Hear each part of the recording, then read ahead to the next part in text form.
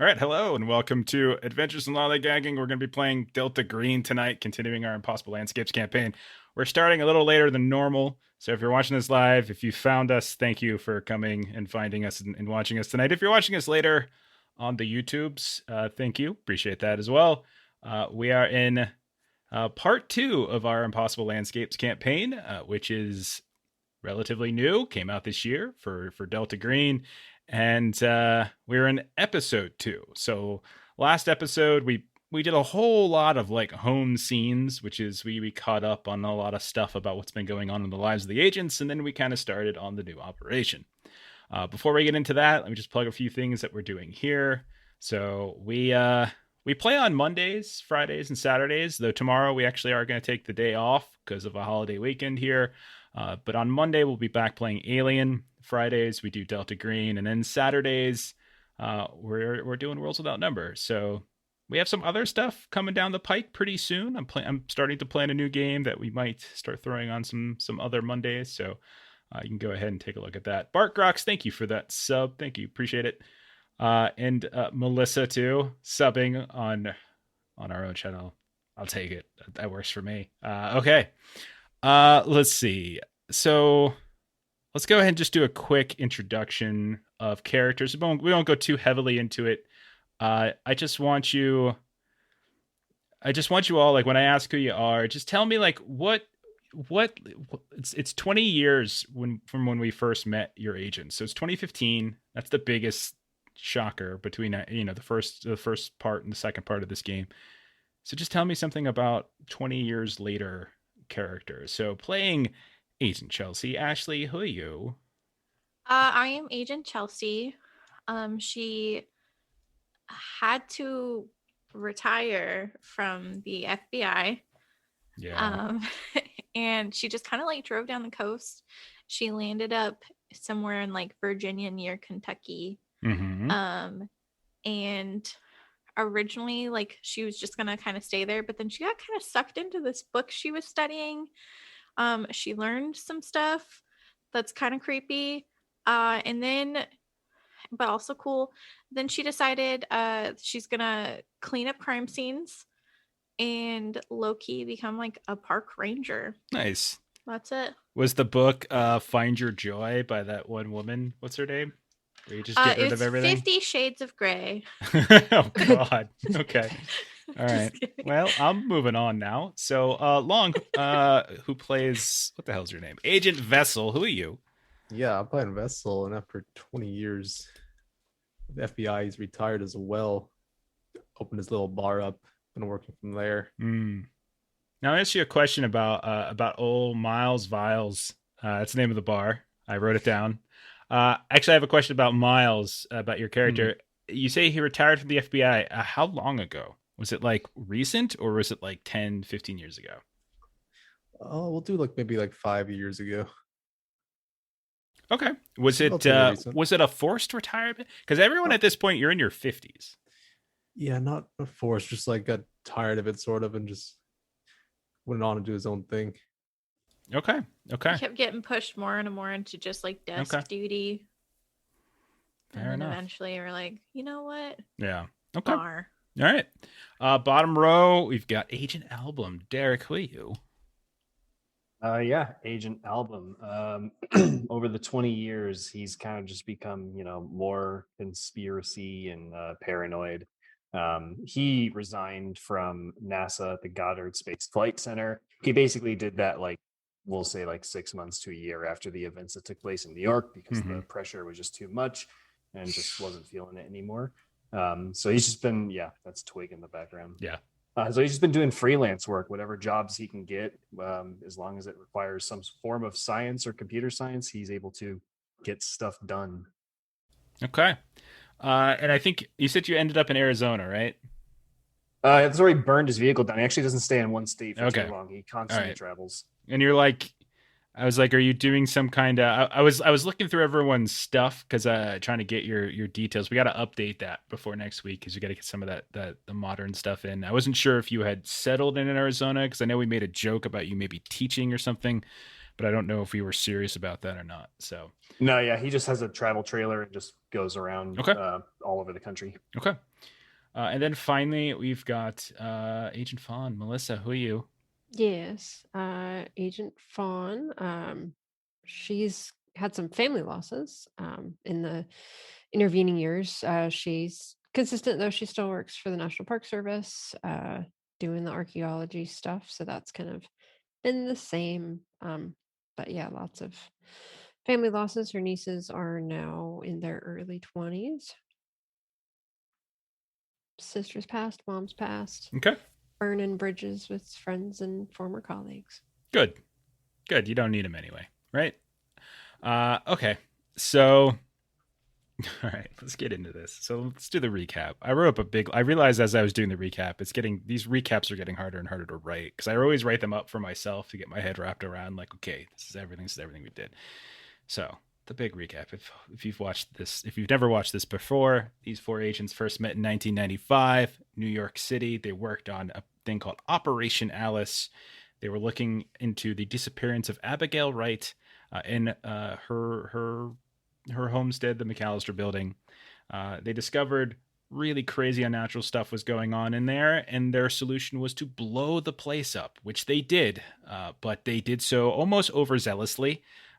Maybe too many explosives, maybe not correct placement, and it ended up taking out the building, like half of another building, killed a bunch of people. It was all over the news. It haunted Agent Album for a while.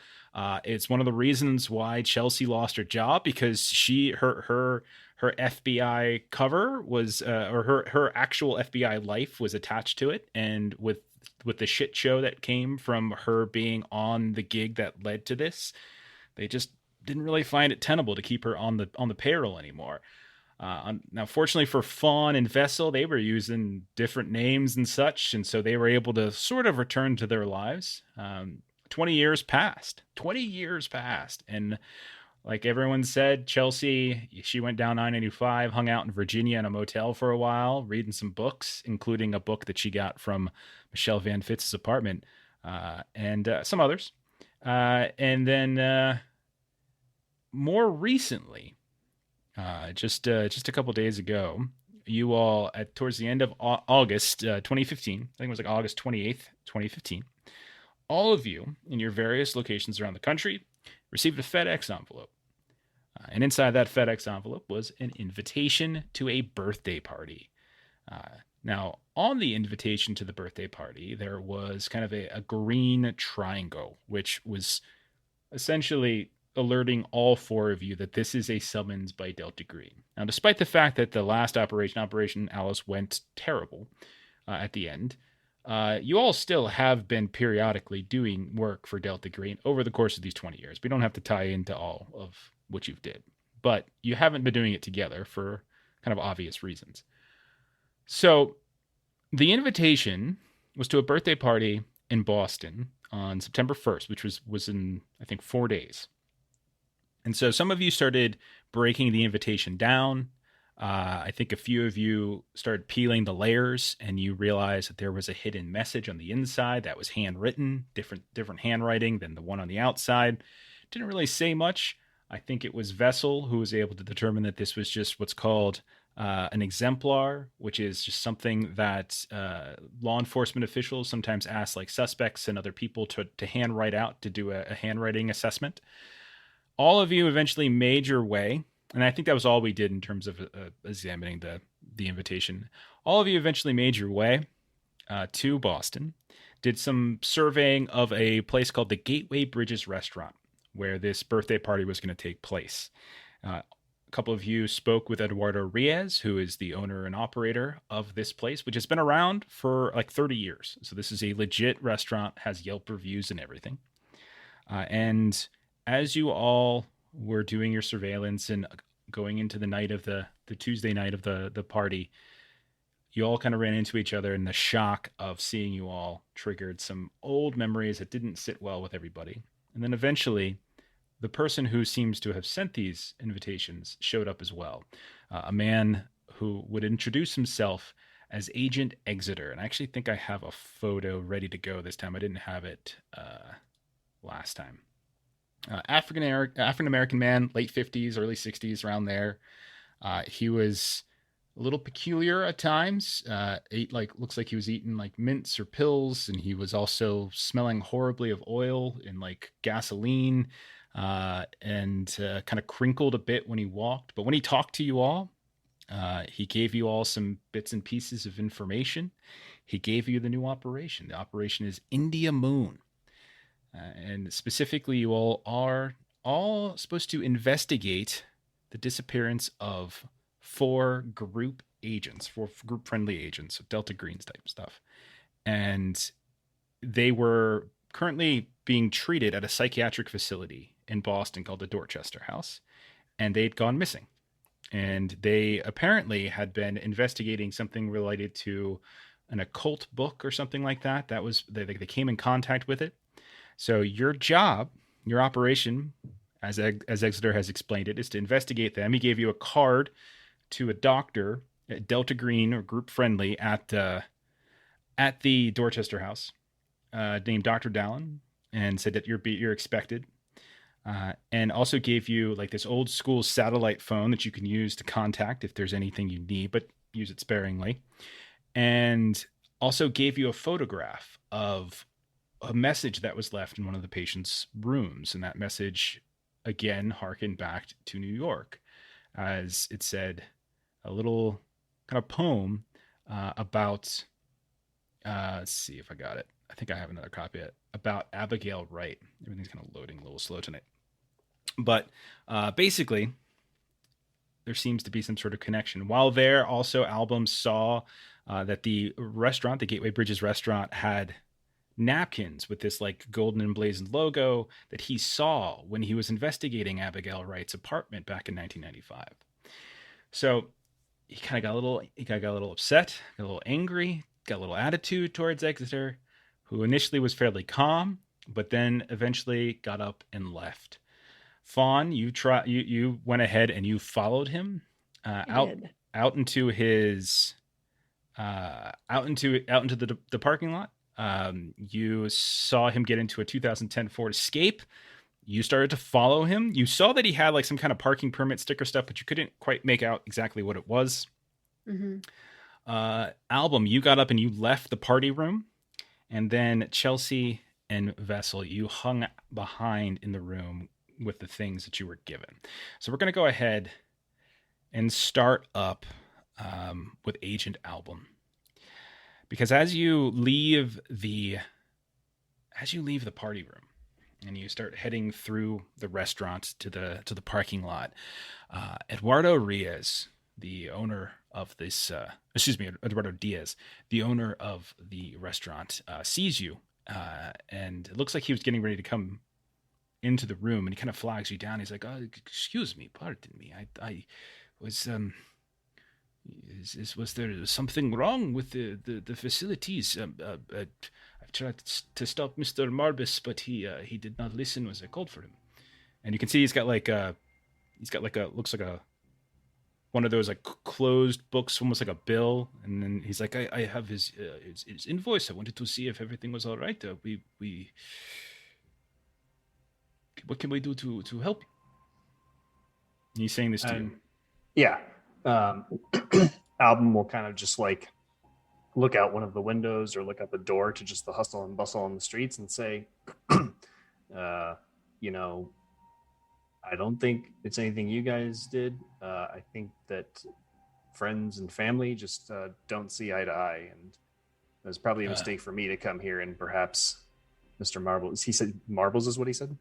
Marbus, and he'll hand you over the invoice, and you can see that it's just basically like a little like a copy, or actually it's the original of it's the original and then like a photocopy, like the restaurant copy too. You know, like they give you 2 checks sometimes of what looks like the invoice for like the reservation, and all it says is it's the reservation was made June 28th, 2015, and it was signed by someone named Marbus.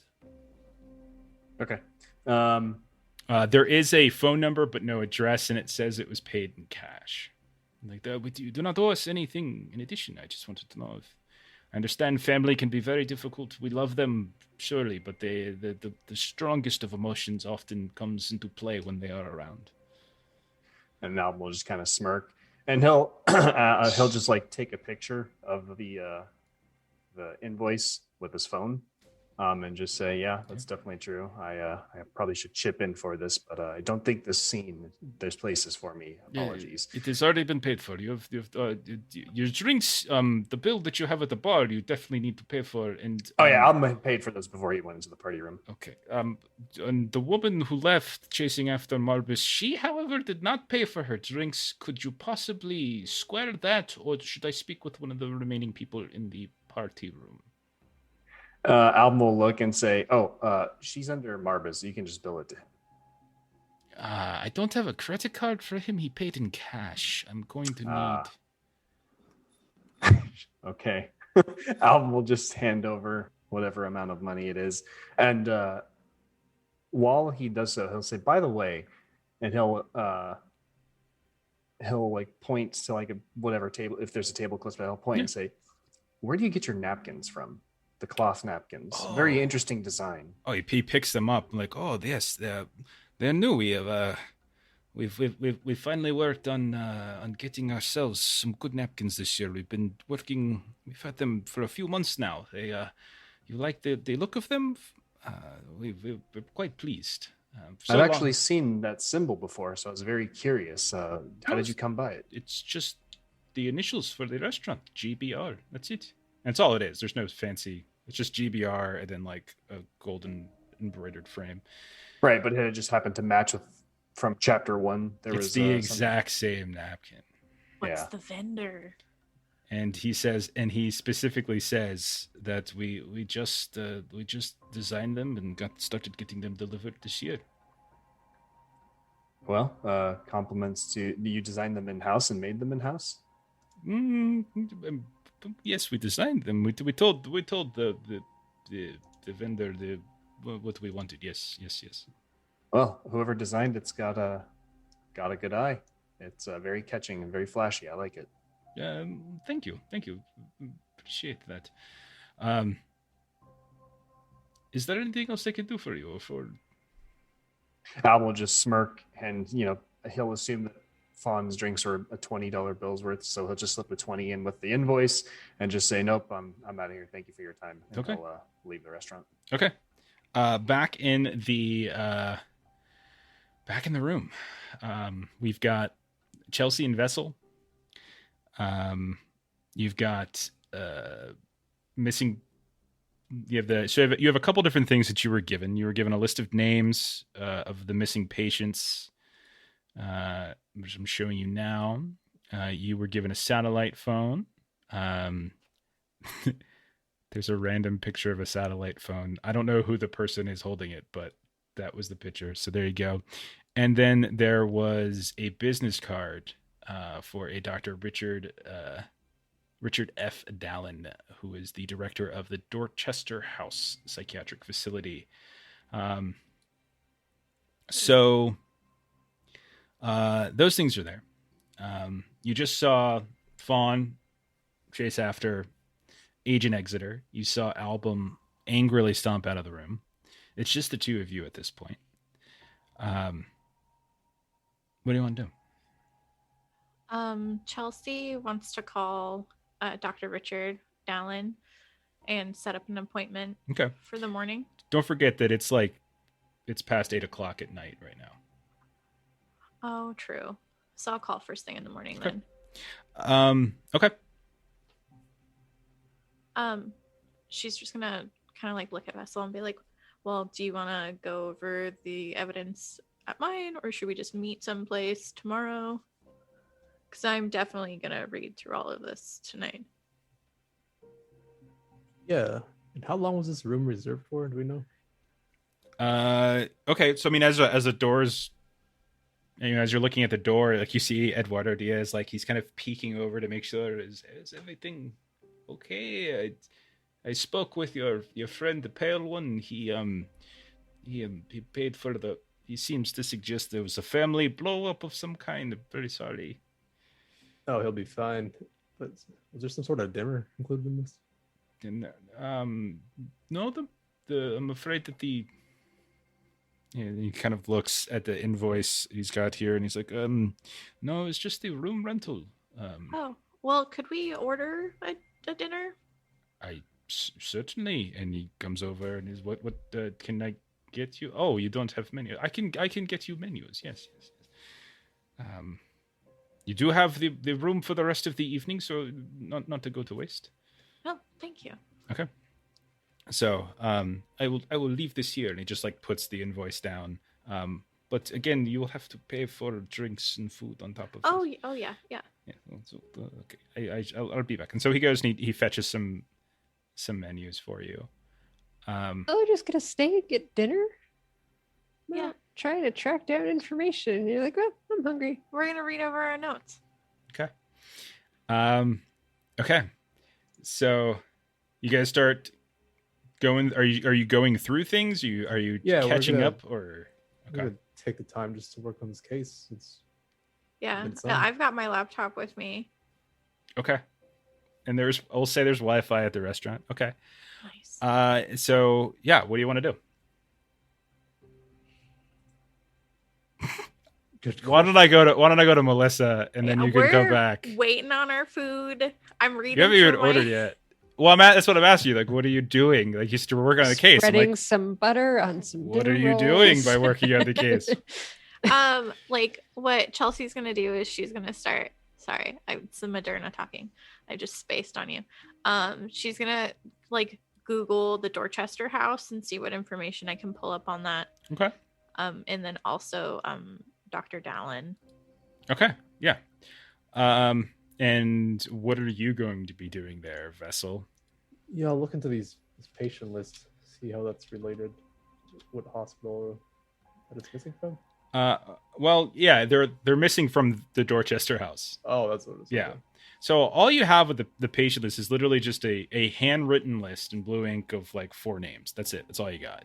There's no special like letterhead to it. It's just handwritten. What's your forensics at? I think it's like 30. Let me double check. Okay. What about yours, Ashley? Yeah.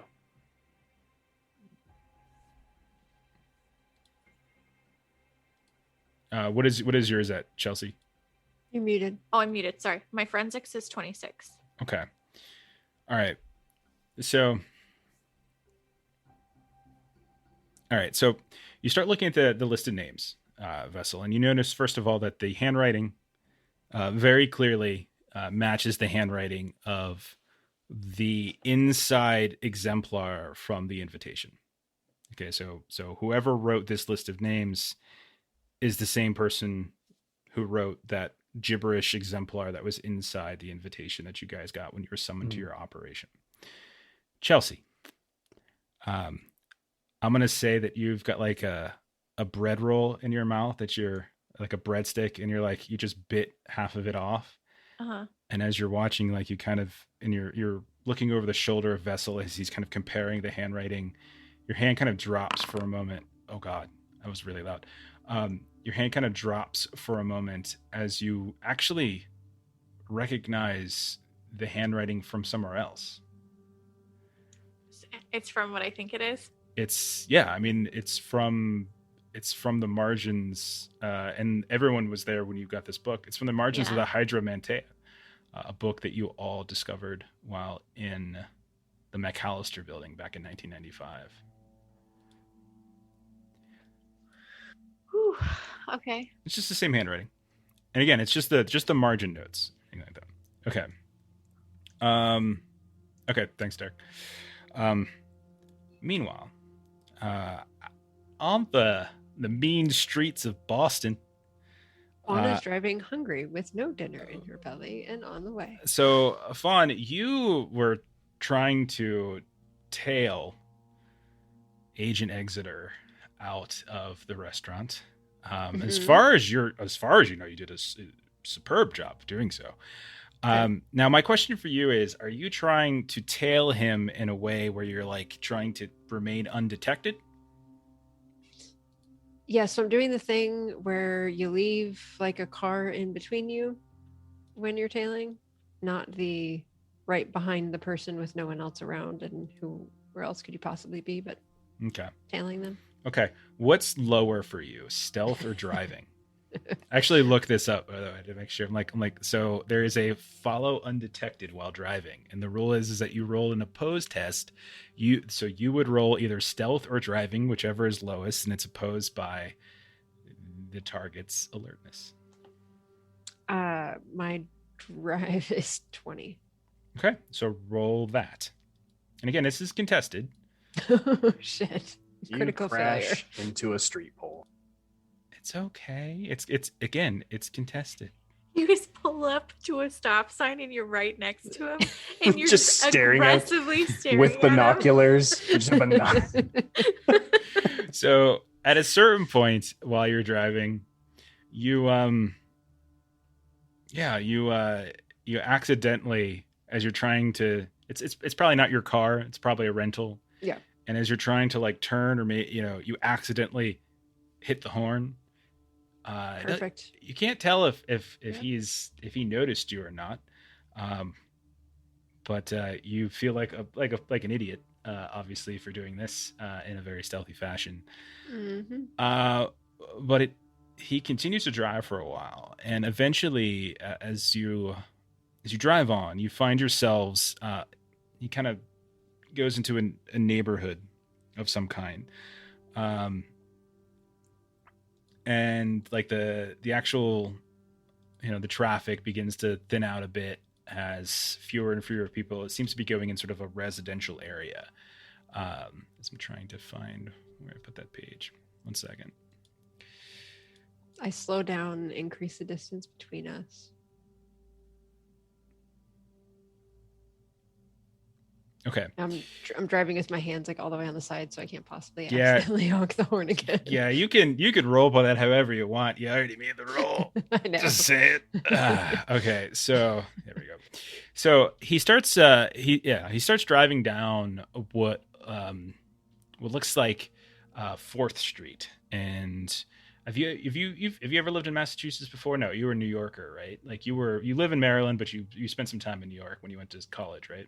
Yeah, no time in Massachusetts. Okay, so you don't really have any familiarity with it. So you don't necessarily know the neighborhood you're in, but you do see 4th Street, and you do see him driving down what looks like a residential road, and you can see that left and right there are these very nice homes. You can see fairly well maintained houses, little bungalows and things, mostly 2-story. Seems relatively quiet.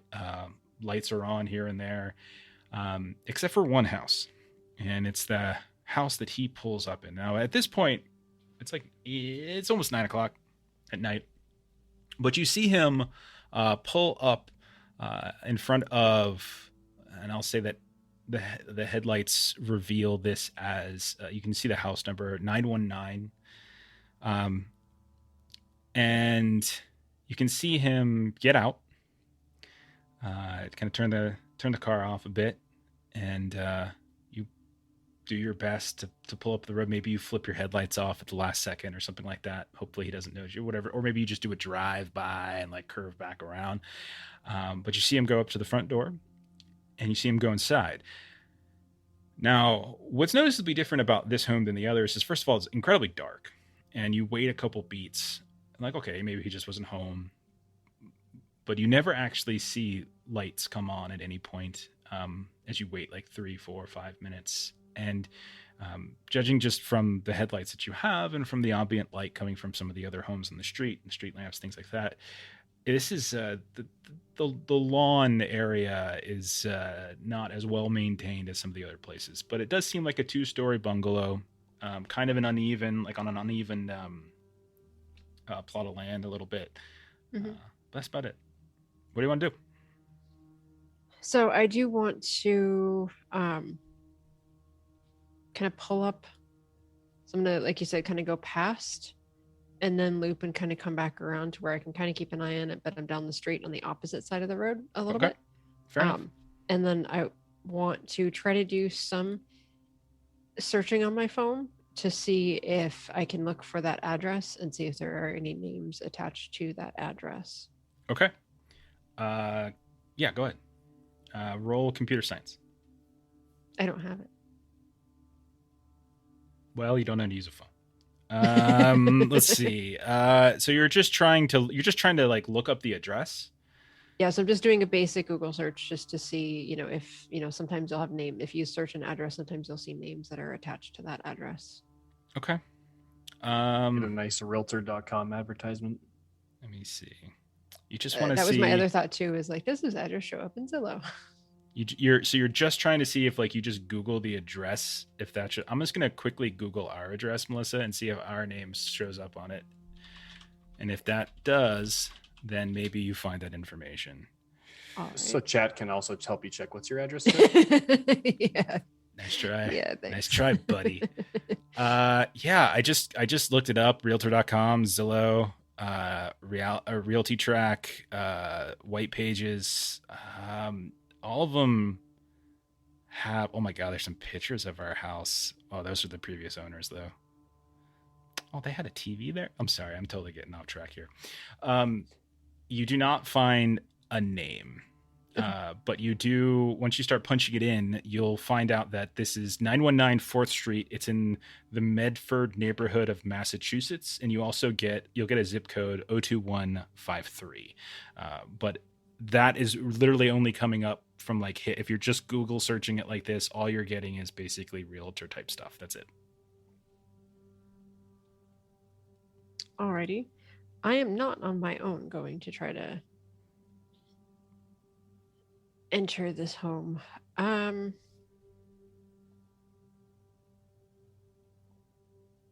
think I'll give it another 10 minutes. Okay. Till I get hungry, and then I'll leave if nothing happens. So what do I see in the next 10 minutes while Okay. I wait? Roll alertness. And you stay inside the car? Yeah. I feel it's 40. Okay. All right. All right. Yeah, you watch for how long? 10 more minutes. Okay. Yeah, you don't notice anything. Lights never go on. He never comes back out. Was the vehicle parked in such a way that when I drive by, I can get the rest of the license plate?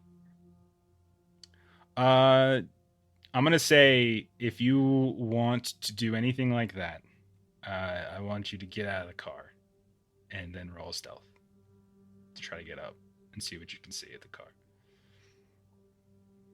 Sure. Okay. All right. Go ahead. Me and my 32. Why do I hear screaming kids outside? Okay. Yeah, it's a no. Okay. No, you do it. Like, you do it. You do just fine. Me and my 80. Yeah, this isn't a like you rolled and you failed and like you tripped and weren't able to get out of the car. You got out of the car and you went and tried to get this information. It's just a question. And I somehow trip and hit his horn. Okay. So you notice a couple of things when you approach his vehicle, actually. You do see a few things. You do get the rest of his license plate. That's not a problem. You also notice a couple other things. You're able to quite quickly find you see like that little like decal thing that I mentioned before. It kind of caught your attention as he was pulling out and leaving the restaurant, but you weren't able to get a clear look at it. But now you're able to. You're not really rushed to do so. And you notice that it looks to be, let me try to get the full description of this really quickly. It looks to be a state police sticker. It's Massachusetts State Police, and then specifically it's a parking permit for the Massachusetts State Police building in Framingham, Massachusetts. And you also notice that the sticker is like over top several other stickers, suggesting it's like been re-upped many times over a long period of time. Okay. Okay.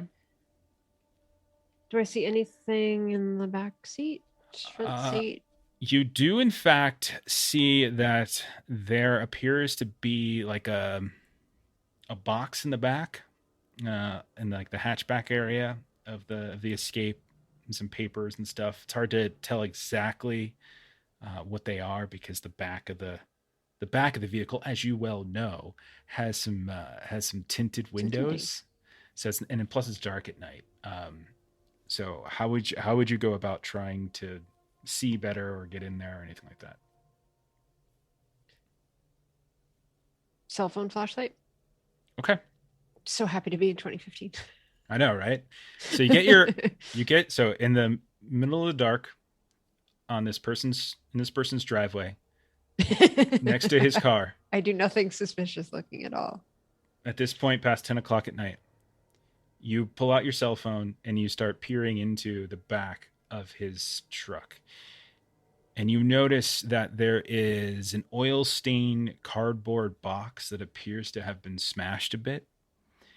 And it's been marked. And it says, evidence, FBI, White Plains, right-A, 10 August 95, and a faded Sharpie marker. There's also a bunch of papers scattered all over the place in the back. Those, I would say, you can't discern with just your light. You would actually need to get in there and look a little bit more closely. So, remembering as I just did that it's 2015, I'm going to go back to my car. And I'm going to, as I do, look to see if there seems to be any nosy neighbors. Okay. What's your alertness? 20. There's definitely lights on in some of the neighbors' homes. You don't see anybody like in the window. Like, oh, they looked at, most of them seem to have their blinds or their curtains closed. You don't see anybody around that's being nosy. Okay. So when I get back in my car, I'm going to... So I have a cell phone, but it is unlikely that I would have anybody's phone number. No, you guys very clearly stayed away from each other, didn't like one another, and didn't exchange contact. I was all excited for a second. I was like, it's 2015. I could just call them. Yeah. Oh no, I would have to have their number to do that. Go ahead. You bailed before I could be like, all right, y'all quit being dumb. Let's exchange information. So how you been? All right. So think about that a bit. I'm going to move back over to Derek here. And okay. I want to know what Album's doing. I think it's clear what the other three are doing, but Album, what are you doing? You said you left the restaurant. Yes. What are you doing? Yeah. So he gets back into his vehicle outside the restaurant, mm-hmm. And he's going to look at the invoice he took a picture of with his phone. You said there's a name and there's a phone number on it? There's a phone number, and there is the name Marbus. M-A-R-B-S. And it's just the last name? That's it, yeah. There's no like initial or anything like that. Okay. And no other helpful information on this? There's the page? Price, but that's not really that helpful. Yeah. And then there's just the phone number, yeah.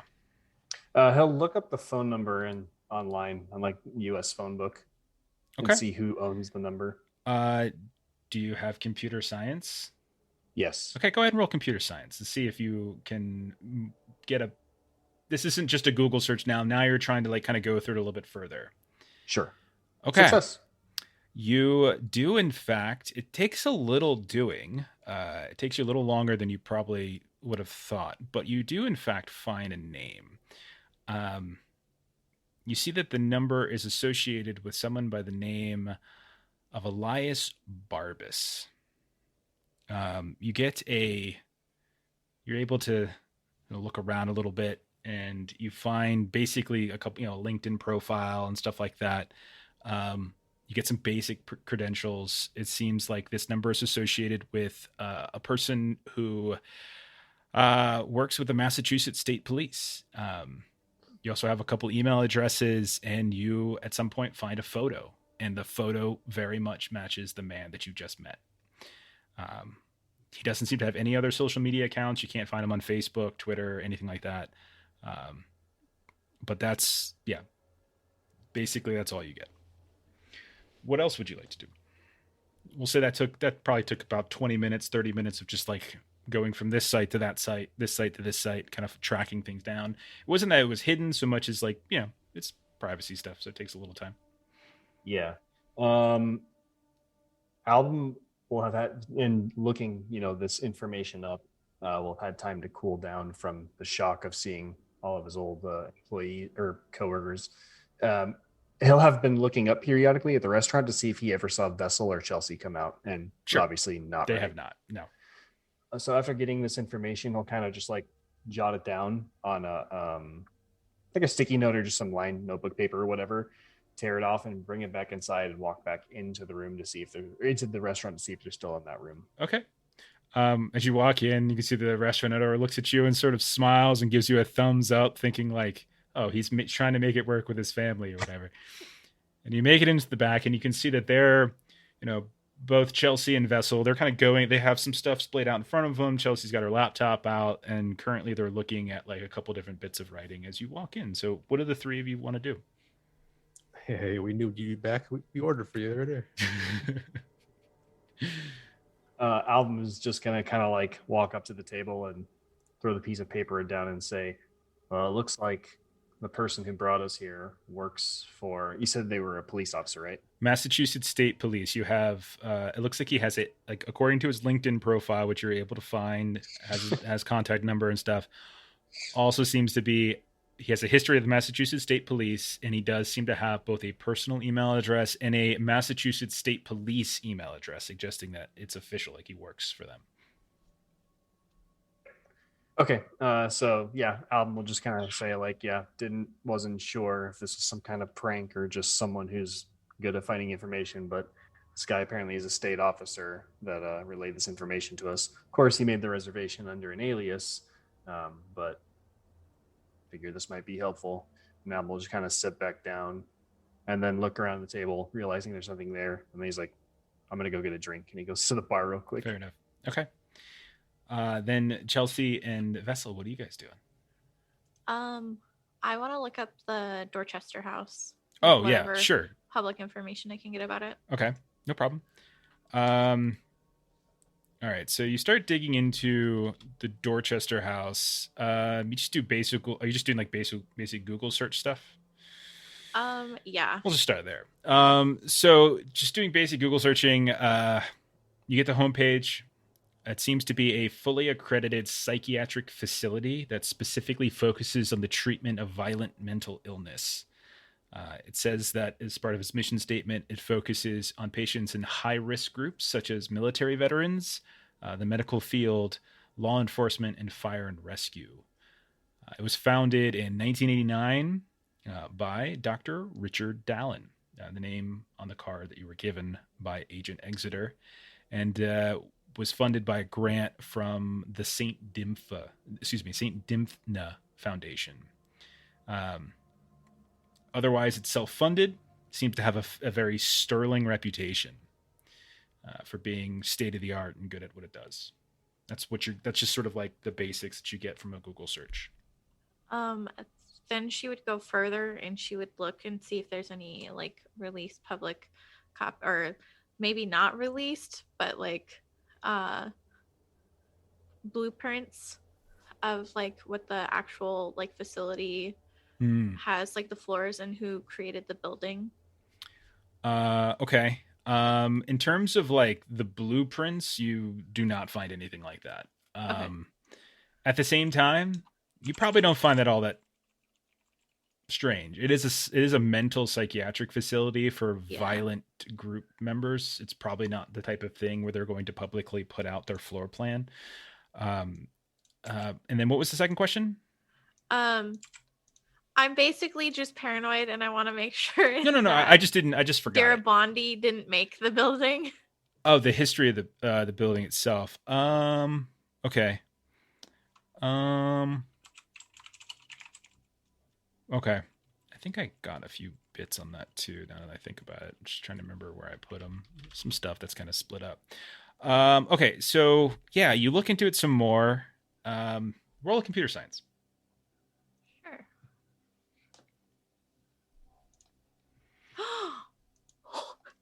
Okay. I fail. You spilt Coke on your modem. Okay. Wait. Coca-Cola It's a joke. Oh yeah, that's it.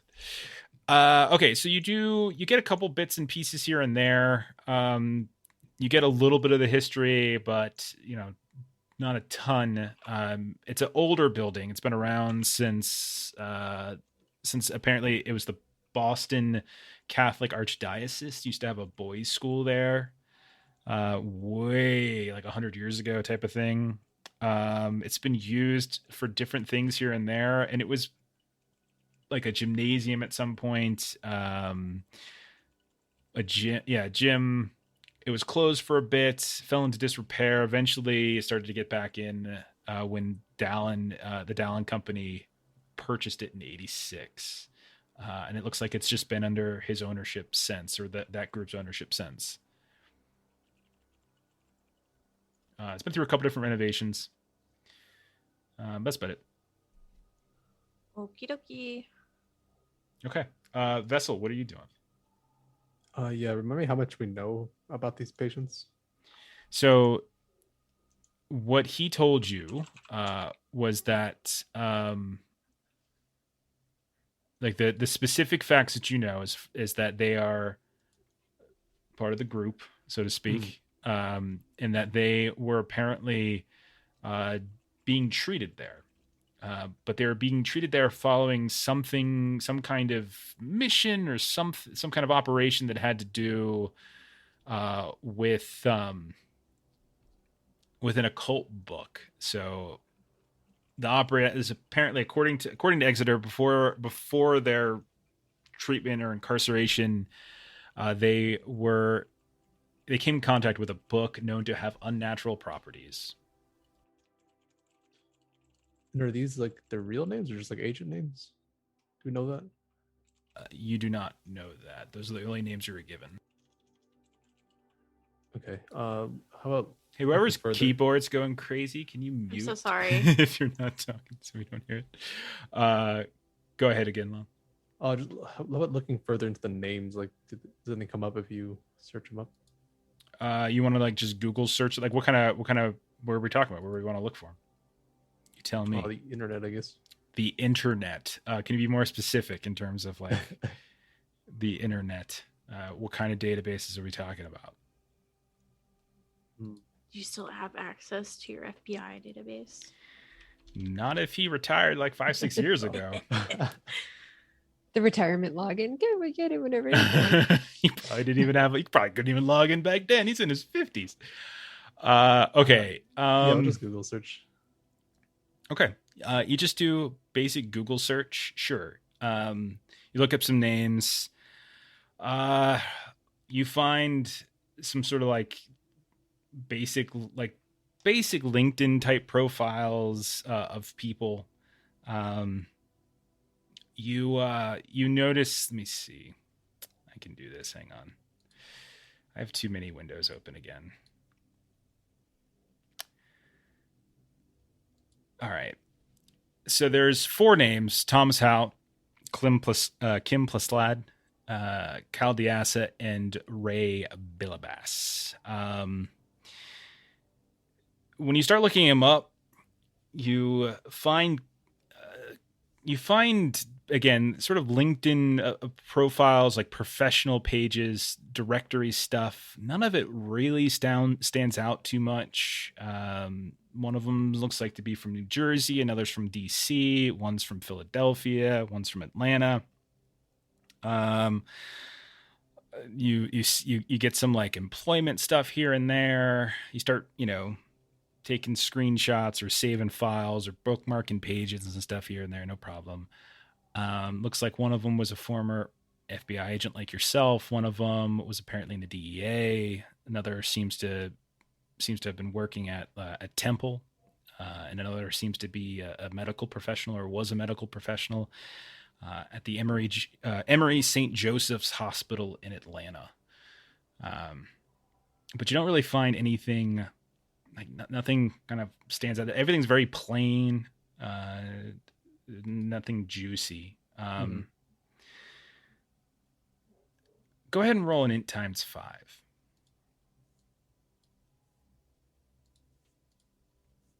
Success. Okay. So as you start going through these, you do a pass. You get like one person's name, and then you go to the next person's name, get their profile, then the next person's name, next person's names. And then at that point, after you've read all 4, you cycle back and you start looking at them again. You start going through. He's like, okay, now that I've read all 4, let me go ahead and see if there's anything now that I can notice about the first file.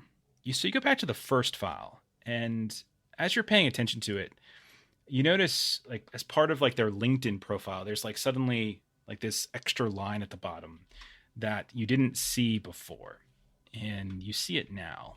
And it says, "In the red wet inside of men is where all hate sleeps. Violence is what frees it." And it's on like a just a basic directory of like the Emory St. Joseph's of like the Temple University, excuse me, like a Temple University like faculty page for Cal Diasa.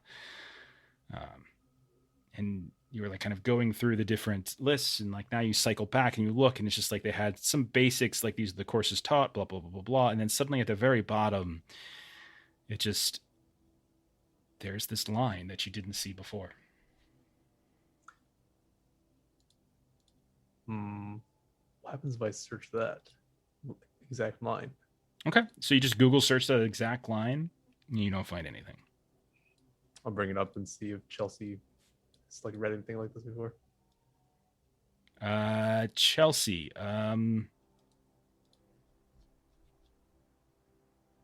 Yeah, you have. Chelsea, Really? roll a SAN. Oh no. Okay.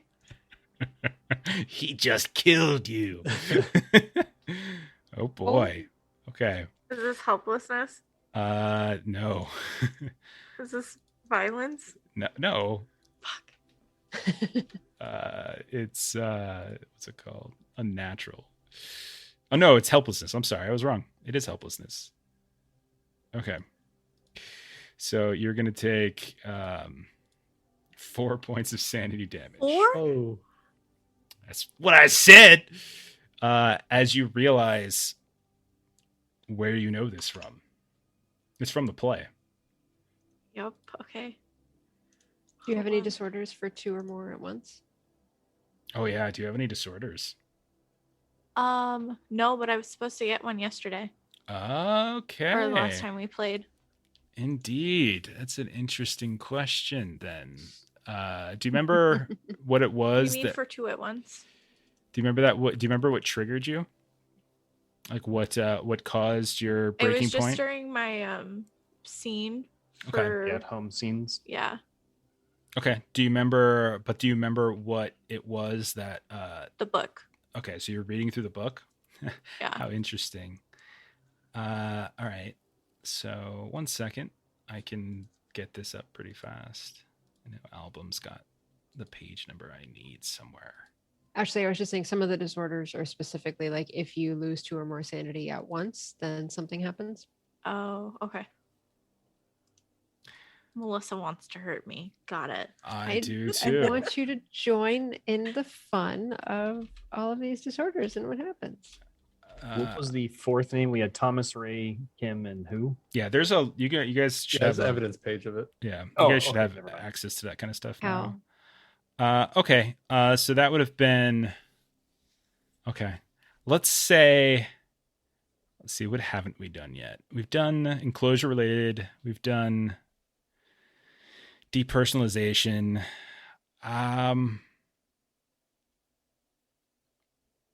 I think we're gonna do you're gonna a fugue state. So we're gonna do fugues. So go ahead for your disorder. So go in. So what you do is you basically cancel out. You go into the page on the character sheet that's got your motivations. You cancel out a motivation. Add in instead fugues.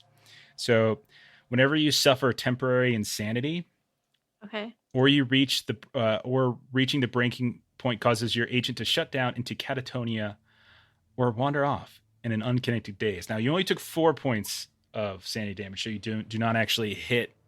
You don't actually take temporary insanity, so you're okay there. Does this give you a breaking point? No. Okay. My Here. breaking point is 57. Okay, you're fine. You're fine in that you just suffered 4 points of sanity damage, so I kind of want to see how this plays. So how does this play out? What is Chelsea thinking, and how does this manifest at the table? So wait, so I imagine like Vessel's on my laptop and he's Googling stuff, and I'm kind of sitting next to him with like a notebook, and I'm taking notes as he's telling me things, and he's reading off that particular line to me. Mm-hmm. And I'm starting to write it down, and then as I finish the sentence, I suddenly, like, it hits me of like where I've read this before. And you just kind of watch as I set my notebook down, and like my food's sitting on the table, and I just kind of stand and I wander over to the window, and like I'm just kind of staring outside of the window. Okay.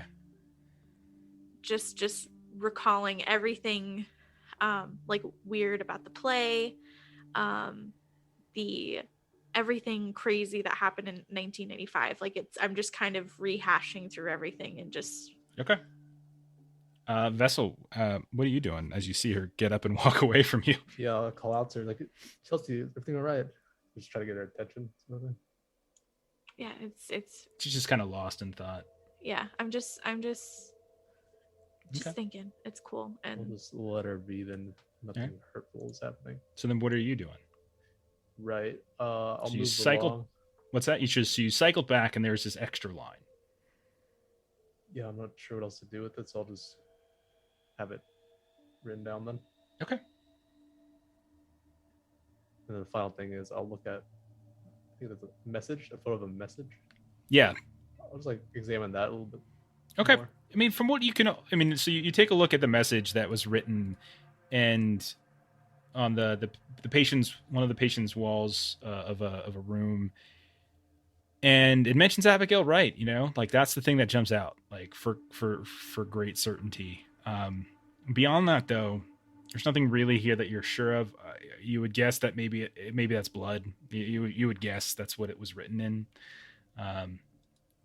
But nothing else stands out other than the fact that, you know, Abigail Wright's name is right there. Abigail Wright has gone to sea, crossed the waves to rescue me. In a ship both tall and fine, she rounds the corner, marking time. Okay. All right. So then, if you're not going to do anything else, we're going to switch back over. We're in the driveway of Agent Exeter's home. We see Agent Fawn shining her phone light into the back. What do you want to do? So once I see that, I'm going to go back to my car. Okay. I am going to go in my bag and pull out the phone number for the restaurant. Okay. And then I'm going to call the restaurant. Okay. This is Gateway Bridges Restaurant. This is Bill speaking. Can I help you? Yes. Hi, Bill. I was actually just there, and I've got some friends that are still there. I was wondering if you wouldn't mind. We were back for a birthday party in one of the rooms. Would it be too much of a bother to get one of those folks on the phone for me? I left something there, and they can grab it for me before they leave. Yeah, sure. That's no problem. Just what was the party? The party, it was a birthday party for, and then I say the name.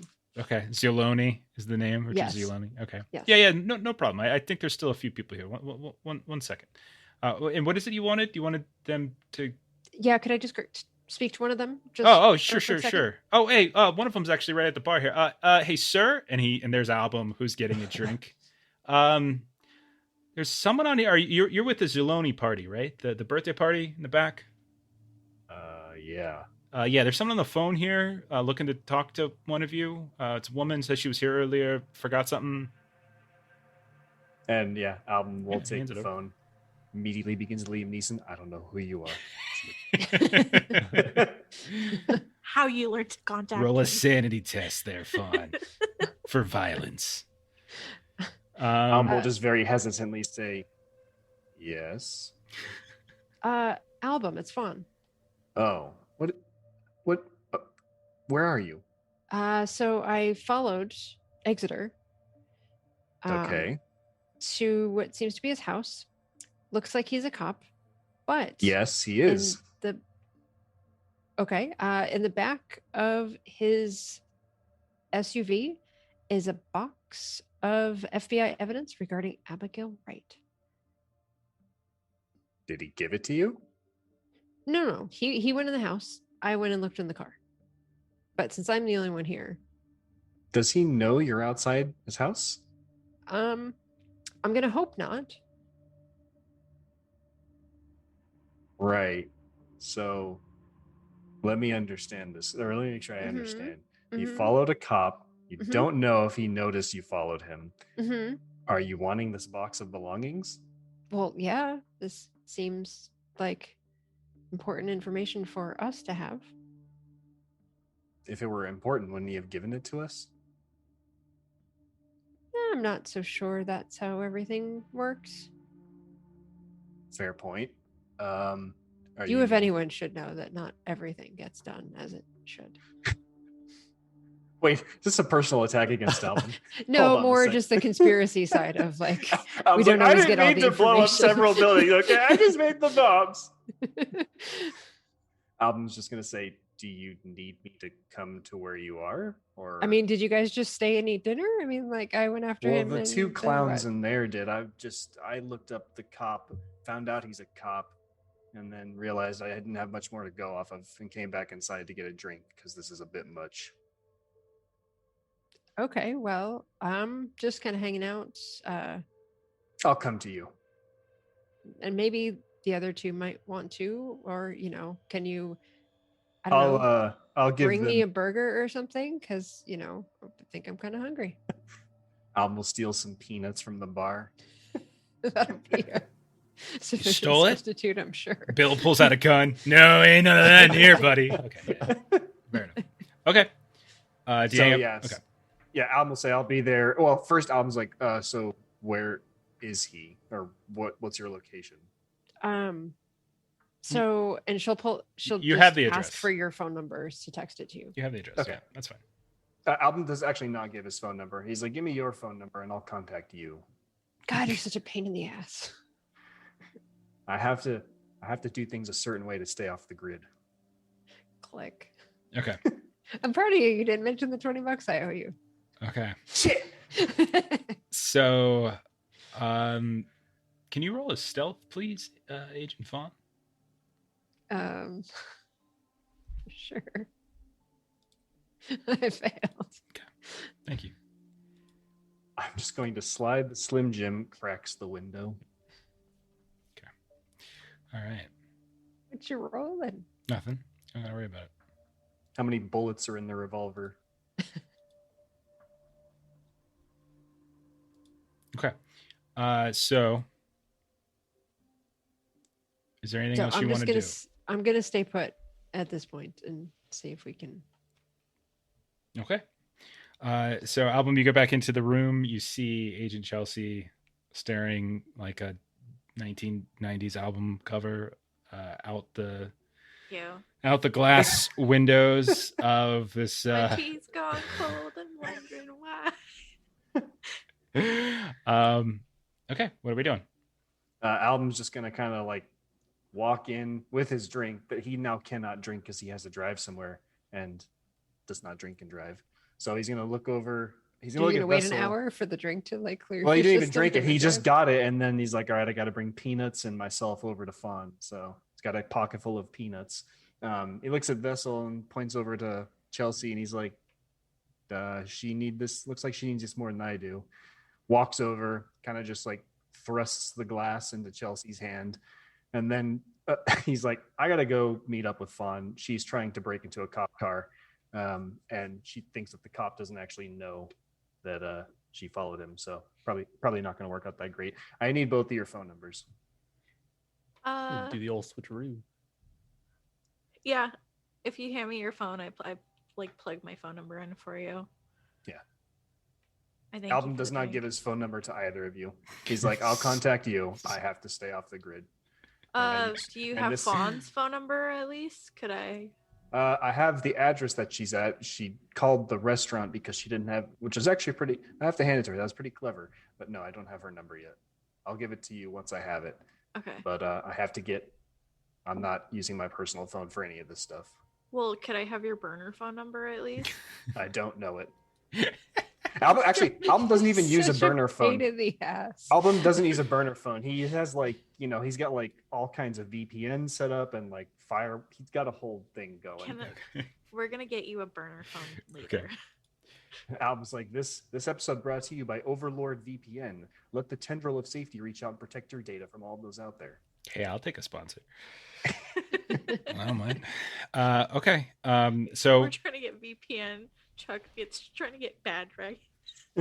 yeah, I think I'll take VPN. Okay, so Album, you're headed over to reinforce Fawn? Yeah. He'll Okay. get in his truck after he gets their numbers and Okay. start driving. Well, he doesn't drink and drive, but he does text and drive. So he's getting his network set up so he can start reaching out to these Fair enough. nerds. Okay. Yeah, they're the nerds. Says the nerd. Yeah.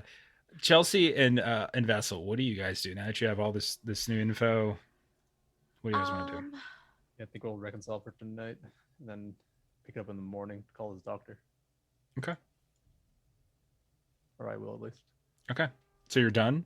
You're just gonna go to your hotel and crash? Yeah. Well, if we're done here, we might as well just go with Album, unless you want to go to the hotel. Album pokes his head back in. You're not getting in my car, and then leaves. Okay, then never mind. Yeah, I don't think there's anything else that I was thinking about like looking up.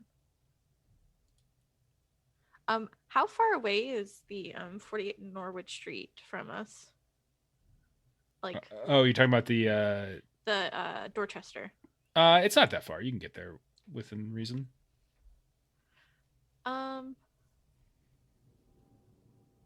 Sometimes things become possible if we want them bad enough. I want to Google that. What the The little saying at the bottom of the card. it's a T.S. Eliot quote. Okay. But like for some reason the eye looks like it's like I don't know. Maybe I'm just reading too far into it. Delta Green's Chelsea's getting had too into much to drink. my brains. So you're looking at which one are you looking at? You're looking at the Yeah, the eye just looks like it's bolded a little bit. okay. What is that for at SDH whatever that is? Is That's that an email address. for@sdhpf.com. I want to what's the email address linked to? That is the email address. official- It's like the abbreviation of the. Yeah, it looks like Okay. the Dorchester House facility, psychiatric Okay. facility. Okay. What's the S for though? Good question. I don't know the answer to. Jeff doesn't know the answer to it. Okay. Okay. Secret. Like it's just getting into my head a little bit, I think. Yep. Has gone to see. Do I recognize that Abigail Wright has gone to see? No. Okay. Other than you've seen it before, no, you haven't. Sorry, I'm losing some stuff's not updating again. Okay, so Vessel, are you going to your hotel to sleep then? Yeah. Yeah, I think they can handle it. Okay, and so that's what you're doing as well, Chelsea? Yeah, because I think I'm gonna plan to get up really early to head over to facility in the morning. Okay, fair enough. So then we will head back over. Fawn, as you're waiting for Album to arrive between like the communication talking, it's like another hour basically between by the time you get there. So you're kind of hanging out in the street for about an hour. Roll an alertness test.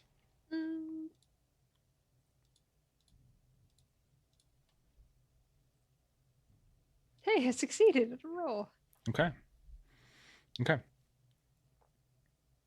He's been sitting in the passenger seat the whole time, in the back passenger seat. He's in the trunk. Right? When I got out to look at the back of his car, he was getting in the back of my car. Okay. Feel hands just wrap around your neck. Oh, jeez. You Now Melissa needs to roll a sanity test. you see a light in one of the upper windows, second floor of the house. And you can see that there's Agent Exeter standing in the window, and he's holding what looks like kind of an old-fashioned lamp, like an oil lamp. And he's like right next to the window, and he seems to be talking to someone just out of view. It doesn't look like he's gonna, like, he's just standing there. He's just not turning from the window, and he's making like these sort of odd hand gestures, like pose, almost as if they're like signals of some kind. You can't determine exactly what they are, but that goes on for a short period of time, and then eventually he leaves from the window.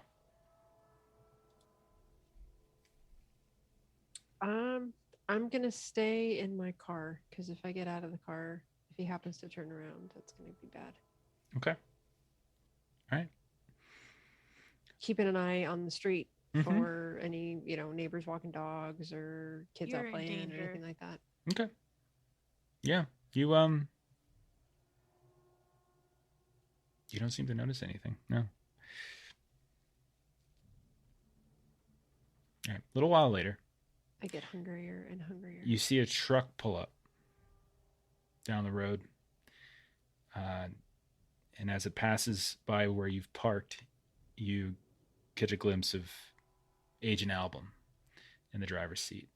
Agent Album, similarly, as you're passing by, go down to the end of the street, kind of turn around a bit. She's not directly in front, I presume, of this of Agent Exeter's home, but she is, maybe one house away, one lot away. Where do you pull up, seeing where she's parked? I guess I would just park on whatever street is perpendicular to the one she's parked on and just walk the 2 minutes over to her. Okay.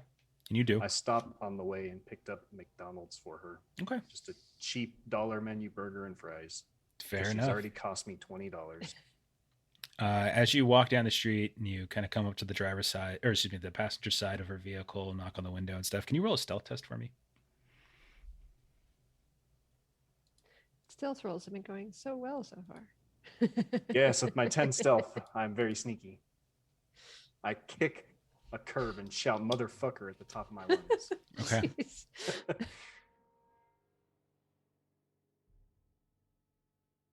Uh-oh. Chef's taking notes. I just wanted to write down exactly what he said. Okay. So you get in the car. What do you guys want to do? I mean, at this point, it's pushing midnight. I mean, it's like 11:30, I would say. It's fair. What are you two doing? Album will get in, kind of just hand the bag over, and then say, Oh, thank goodness. "Why are we still here? And what could be so important that we risk getting a legal charge against us?" There's a box of Abigail Wright stuff that's right there. It's right inside. We're But do you- clearly back. It was something having to do with this. And he has information that he's not handing over. That seems not okay to me. I understand, but also I don't particularly want to go down that road again. And we have a different job of locating a book that's causing terror. Do you feel that this is going to impede our progress on getting this said book out of the wrong hands? Well, I mean, if we get arrested, I imagine that would significantly impede our progress towards anything. But also, there could be something in there that could support our progress because this is clearly all related to Abigail Wright. Album will kind of lean the seat back, put his hands up, and say, "All right, but you've already made a valid point that us getting arrested is a bigger problem than whatever could be in that box." And Fawn, I didn't work with Vessel very long, but he was very aware of his surroundings. And though this guy is only state police versus FBI, I'm not confident in him. I'm not confident that we are being very sneaky and that he's not suspicious. I mean, I already called the guy out when I first met him and caused him to leave. So if you're going to do this, I will watch from my truck. But if you get busted, I'm not helping. He also doesn't put lights on in the house. And while I was waiting for you to get here, he was standing by the window with an old-timey oil lantern. Well, if he actually is a part of our little fan club, We all do things that are questionable. Maybe lights scare him. I don't know. What questionable things was he? Was he summoning demons with his hands? I don't. There's so many things I don't even know what to expect. I don't know. Okay. I'm trying not to meta, but I saw Ashley's comment in chat. That's a fair question. Would your Delta Green handler arrest you? We could push That's it. a good question. That's a really good question. I mean, the other option is that we literally just knock on his door and just say, like, I Gotcha. saw your car. There's stuff in it. Why wouldn't we get the stuff that's in your car if this is what we're here to do? Well, That's also an option. He gave us the job, so but again, it's a matter of knowing too much and knowing what you need to know. And I imagine that box is irrelevant to what we need to do. I mean, how can you say it's irrelevant? We couldn't solve the issue. We don't know what's irrelevant and what's not. And if they brought us in to do the work, we should get all the information and we can decide if it's irrelevant. or it can make us more of a liability if anything goes wrong. Both of you go ahead and make alertness rolls. Oh, Hey, wow. double success. We both look out the window simultaneously. Perfect. You guys both succeeded? Yeah, Yeah. we did. Okay. All right. So this is a short time later. This is a little bit after when you last saw Agent Exeter in the window, Fawn. Okay. So Album hadn't arrived yet. But you can see that in another one of those upstairs windows, you notice that another person appears. A woman. Kind of scantily dressed a bit, not, like in sort of somewhat revealing clothing. You can tell that she's got some, from this distance, dark curly hair. You can tell the curls. It's hard to really see too much because it is fairly dark out and there's not a whole lot of light. But you do get what looks like some kind of white robe, maybe sheer. You can see her this time because the house is on like a kind of a peculiar angle, and you can see that she's looking out the window, and it looks like she's almost leaning out of it at this point. She's got her hands on the sill, and she's leaning out, and she's looking down at like a specific spot, like just around the corner, just slightly around the corner of the home. And it looks like she's just like kind of cocking her head as if she's listening to someone or something, but you can't quite see what it is. We'll say that Album, you notice, because the angle that you guys are on, you kind of have a distant view of like the back, and you can see there's Agent Exeter who's exiting out the back side of the home. You don't see the back door, but you see him appear, like walking further and further away to the point where you can see him. He's got that lantern with him now. And you can see that he's got some kind of box that he's carrying with him. And he just dumps it down. Now, in terms of the relative positions of the house, one of them is like, think of it like back left, and then one of them is like top right. And they're almost on like different sections of the house. And it just looks like she's like talking to somebody or listening to somebody, and you don't see anyone there. And you can see that Exeter is off in the back. This goes on for a couple more moments, and then he returns and goes back inside. And then she steps away from the window. I forget how much freedom we have with like items that we have in our possession. Would it be fair to say that Album, because he lives out of his truck and trailer, he brings a drone with him that he could use to scout overhead? A drone is pushing it. Okay. We can say, we can do a roll if you want. We'll say roll a bureaucracy and see if you would have been able to grab one of those. So roll bureaucracy. No. Okay. Failed. Yeah, we'll say that that's probably not something that you regularly drive around with. It might be something you have in your trailer back where you parked your camp, but it's probably not something you just regularly have in your truck. Okay. Okay. Alm will look over at Fawn and say, I mean, I don't know what's going on over there. It's odd, but is it our concern still? We're here. Okay. I don't really have much in the way of gear. And wait, was the vehicle parked in the driveway in the house? In front of the house? Yeah. Okay. And he put he walked out with a box. Mhm. And what did he do with the box? He's kind of like dumped it into the back of his yard somewhere. So not into like a trash barrel. No, doesn't look like it. If you'd prefer not to break into a vehicle that might have an alarm on it, we can just go into the yard and see what he just dumped. Alvin will just kind of dryly laugh and say, I don't really know how to sneak around. Sneaking. I don't know how to say this without using the actual like skill. Oh, I'm horrible at it too, but you know. Both in your 50s. Yeah, that's how I'll approach it. Like, look, like I'm My not a young joints buck aren't the anymore. same Like, anymore.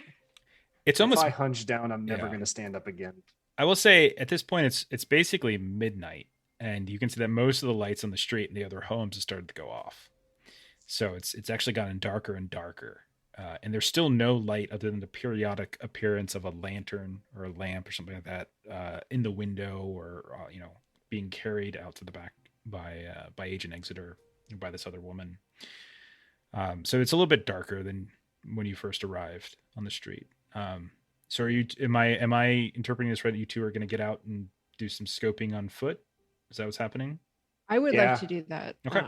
Album's just going to keep an eye out for Fawn. He's not going to get close to the vehicle or the Okay. items that were dumped in the yard, but he will be keeping his head on a swivel to see Okay. if anyone's. So you looking guys go around. ahead and you get out and you start walking down the street towards Agent Exeter's home.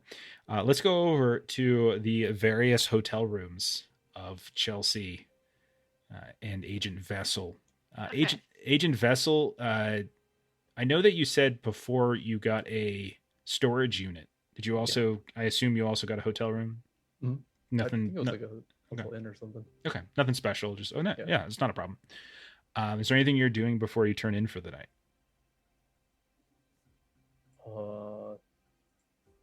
No, I don't think so. All right, so you get home, or you get back to the hotel. You go to the door and go inside, take a shower maybe, and then off to bed you go. Chelsea, got a hotel somewhere else? Anything in particular you're doing before you turn in for the night? Chelsea has this like whole routine when she gets into like a hotel room Okay. where she checks for any sort of like listening equipment or anything like that. Roll a search. Success. Okay. You scour the apartment, or excuse me, the hotel room. You look under lampshades. You unscrew the coverings to the various electrical outlets. You look at the housing for the ceiling lantern, like the lamp fixtures. You take a look in basically anywhere you can find it, and you find nothing. You get down on your hands and your knees, and you're looking underneath the bed. And when you sit back up, you look across, like you got your back to the window in your room, and you look across the bed, and you can see on the other side of the bed, right in the wall, on the other side of which would be the bathroom, you see there's a door in the middle of the wall that wasn't there prior. Roll a sanity test.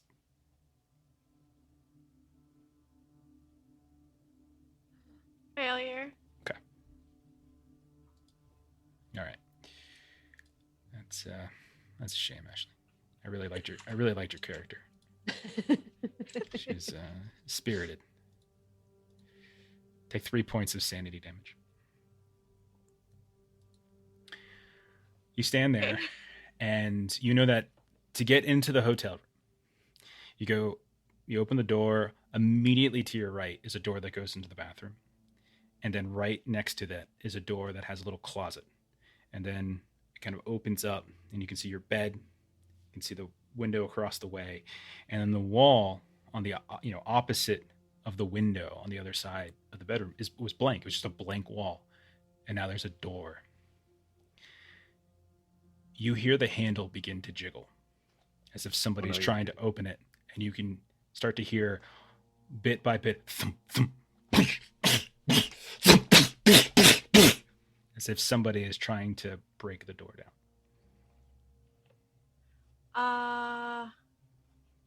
I'm gonna call Vessel. Okay. You call Vessel. Pick up. And like I've got the phone like in the crook of like my shoulder. I rattle off like at the hotel that I'm staying at and what my room number is. Could you come here? There's and like I'm at this point I'm trying to jam a chair like underneath the doorknob. Okay. To like help keep it in place and like hopefully you can hear like someone viciously trying to come in through the store. Roll an alertness, Vessel. Oh. Success? Okay.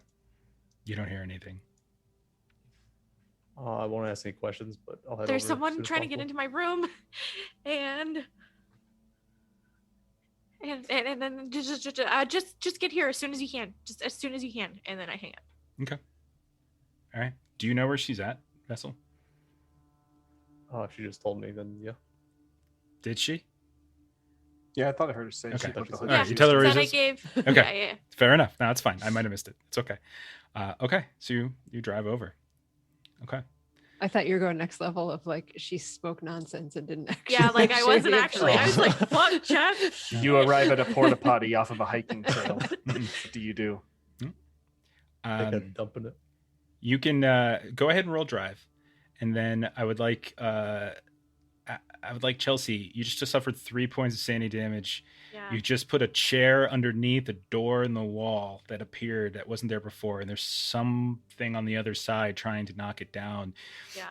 As you're watching, you hear a and you can see that the doorknob has like turned to the point where it crunched and cracked, and there's a little split now in the frame as if something is pushing and is about to knock it through, as if they just smashed and jammed this old-fashioned doorknob on the other side. What are you doing? Running and hiding in the bathroom. Okay, so you run and hide in the bath. Okay. Yeah. Do you and leave? I've got my gun. Okay. I failed drive test. Okay. You're not a Bostonian. You're trying your best to get here. You've got, it's late at night, so the traffic's not bad, obviously, but you're not too familiar with the roads and what's the best way to go. It's 20. It's that classic thing where Google Maps tells you right as you pass the Exactly. turn right. Yeah. And you're like, what the hell am I doing in an Arby's? Why am I in an Arby's drive-through? This is so strange. Okay. All right. You hear like a burst of something in your room, Chelsea, and you know that the door has been busted down. You're in the bathroom. The lights on, lights off. Off. Door closed, door open. Door cracked. And I've got my gun trained. Okay. All right. You listen. What's your alertness? Just 23. Okay, that's good enough. You hear footsteps. Tush, tush, tush. You hear like the sound of the doorknob on the bathroom slowly turning. You said the lights are off? Yeah. Okay. Would you have left the lights on in the main room? Yeah. Okay. Yeah. All right. So you can see then there's these little shadows underneath the bottom of the door. And you hear as someone's trying to like break down the handle of the hotel door. At this point, Chelsea's just gonna announce, just like demand like the who are you? What do you want? There's no response. Just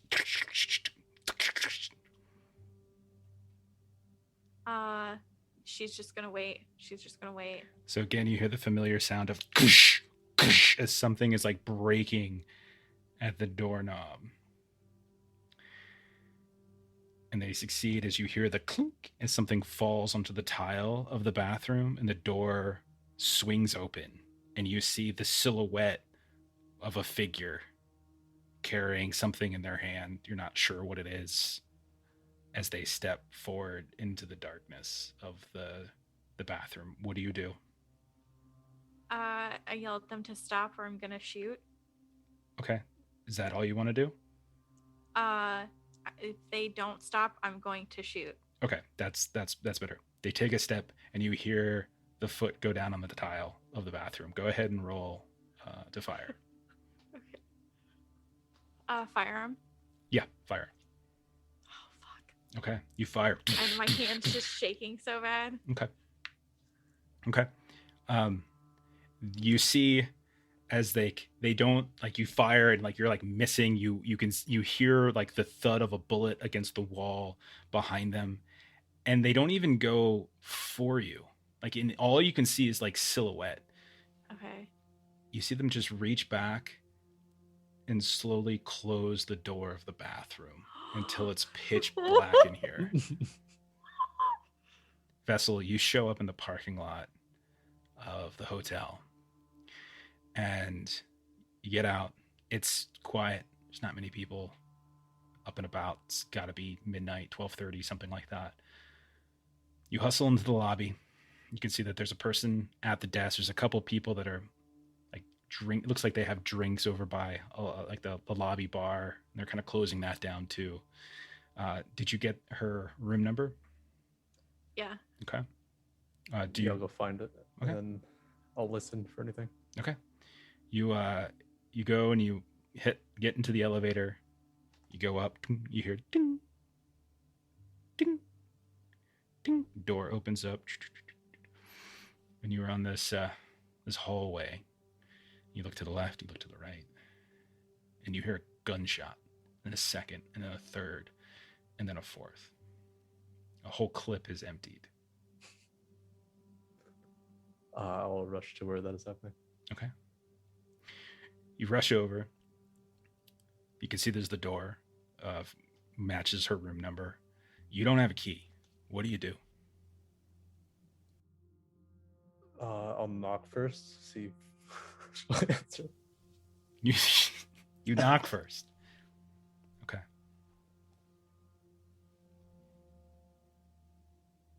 No answer. What kind of lock is this working with? It's one of those key card locks. I'll see if there's like a janitor on this floor, like left hand cart. A janitor. Roll a luck test, and we'll see if there's maybe another, like there's like a cleaning person or something on here, or someone picking up some kind of late night room service. Okay. Success. You can see somebody down the hall, and they're cowering behind what looks like a dinner tray, like the roller cart, and like they're cowering because gunshots just rang out. Right. I'll see if I can swipe their card off of them. So you move up to them. They're like, ah, ah, ah, ah, ah. And it's this dude. He's probably like 19, 20 years old. You know, he's got some stupid uniform on. He's looking up at you, and he seems terrified. No, don't hurt me, don't hurt me. You'll be fine. It's okay. I'm not here to hurt you. I'm here to help. And then see if I can get his card. Okay, roll persuasion. Roll persuade. Oh, persuade. Yeah. Oh, it's a failure. Okay. And he looks up at you and he's like, just take it. And he throws it at you and he just bolts and runs away. But he got a good look at you. All right. Okay. I'll use this to access the room. All right. You put it in. You pull it out. It opens up. You step in, and you immediately smell gunpowder residue. Like your training, you know it's a gun was fired in here.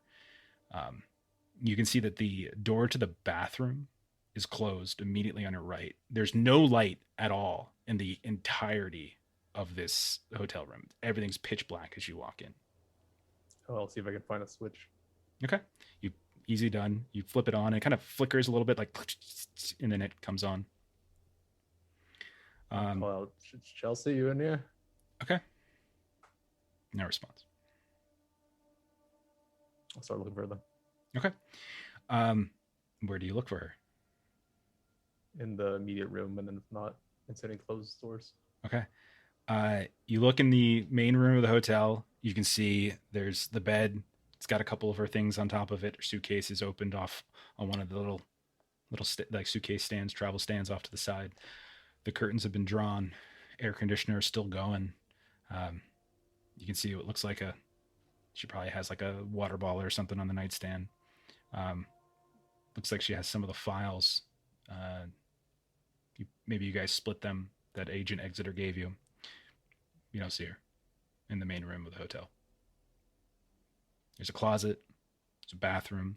You do notice as you're looking back towards the entrance that there's like 6 bullet holes in the wall behind the door. So the main door of the hotel room is now closing, and as it does so, you can see there's just at least 6, maybe more. Oh, geez. I'll slowly open up the closet door into the next bathroom door. You peek in the closet door. Maybe she hung up some of her, clothes or something like that. If she has like a business suit or something that she wanted to not wrinkle. Otherwise, you don't really see much. You go to open the bathroom door and it's locked. And as you step up next to it, you put your feet, you feel sogginess on the carpet. And you can see that there's water beginning to pour out. Oh, geez. I gotta break this door down or get into them. Okay. So I'll either shoulder it or however. Okay. We'll say this. Go ahead and roll athletics to try to knock this thing down. If you fail, you'll take some damage. Okay. Success. You're able to. It hurts, but it's not going to be any sort of permanent damage. As you just you lean into it, and eventually you just rip the door right off its hinges a bit, and it's a tight, heavy door. It's like a metal door. This is a hotel room door, right? As you just knock it down, and you feel your feet flap, splash around on the tile floor. It's dark in here as well. You can hear that there is a bath, like the bathtub faucet is going, and it's kind of steamy in here, like hot. Muggy, like someone was taking a shower or something. Yeah, I'll flip the switch on. Flip the switch on, and you see that there's a curtain. This pale, off-white shower curtain has been drawn, covering the bathtub, and you can see off to the side, the mirror of the bathroom, right above the sink, is all fogged up. You see your sort of vague reflection in it. You can't make anything out because it's fogged up, this like shadowy movement. And then you notice that there's another shadowy figure moving about in the the kind of that faded or that foggy mirror. I need you to roll sand. Oh, I failed. Okay, take 1 point of sanity. Okay. What do you want to do? But it just seems to move, and then it kind of like merges with your reflection and then just sort of dissipates. Sure. I don't feel any different, then I'll just... I mean, you took a point of sanity damage, so I would say anxiousness is certainly starting to overtake you. And there's a running bathtub, and you have no sign of Chelsea. You see more bullet holes along the frame of the door on the inside, and even some on the back of the door itself. You see a gun laying on the ground behind the toilet. I'm gonna have to pull those curtains behind. See what's in here. You pull the curtains back, and you can see the body of Chelsea laying in the bathtub, covered in water, eyes wide open. I'll pull her out, see if she's okay. You pull her out. You can see that she's just. She starts spitting up. Looks like water.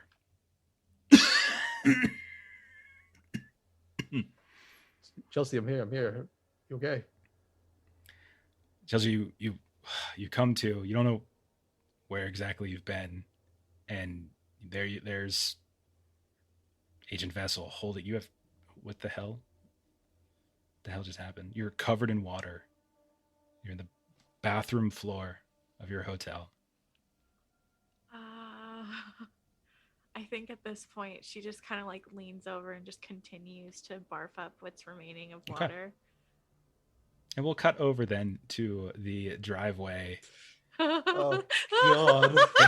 and home of Agent Exeter, where we have. They're dealing with some demons, and we're just like, yeah, let's break into this car. It's really nice.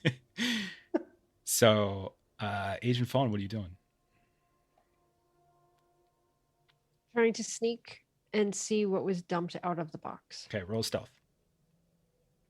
While she's stealthing, can I do just like look around to see if I notice anybody out and about or looking out their windows, or how many windows even can be looked out of? Roll an alertness test. And you got out of the car though, right? Like you're just. Yeah, I'm with her. I'm just not going to go up to the vehicle. Okay, sure, but as long as she's not going to the vehicle, I'll assume you guys are together.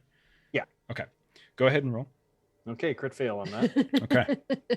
Second crit You fail don't notice the tonight. sinkhole in the ground, and you slip and fall, and that's all we have of Agent Owl. Quicksand. Okay. Let me roll something really quick. You didn't know the drone was behind you. All right. All along. Yeah. So you head back behind the house, and you can see that. Hang on one second. I don't really care to be famous. Let's go ahead and just do that really fast. All right. So you head back behind this house, and you go into the direction of where you saw Exeter dump whatever he had. You find what looks like a stack of like auto parts in the back of the yard. There's no fence or anything like that. There's like a seating area maybe, and then there's like a sort of back door area into the house itself. But you track down to where he went. It's kind of dark. Get your phone out really quickly, and are careful to shine the light on it from the display, and you can see that it looks like auto parts to you. Just Album. dumped in the yard? Yeah, it's kind of off to the side. Looks like there's more of this out here. It's like you start seeing a lot of like machine parts. Album's just going to do one of these to Fawn.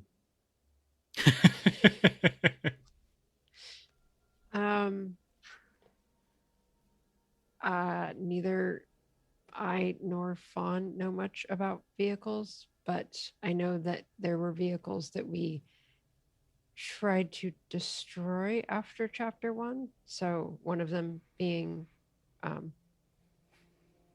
Album's vehicle. So I want to see if there's anything like a muffler's a muffler, but if there's anything that appears to have like a make information on it or anything. There's no. I mean, there's like some serial numbers and stuff here and there on certain parts, but no, there's nothing here that's kind of identifiable. Okay. Yeah. Yeah, it just looks like parts of an engine broken down, machine parts here and there. Most of it looks like auto parts, might be motorcycle parts, might be automobile parts, lawnmower parts. You're not entirely sure, but yeah.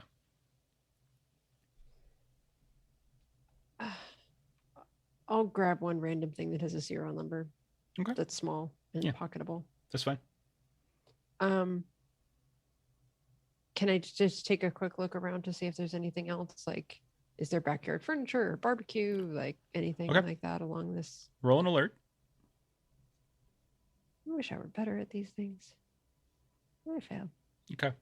Yeah, I mean, like this doesn't look like it's a particularly well kept backyard. You don't see like a seating area that's been well cared for in any particular way.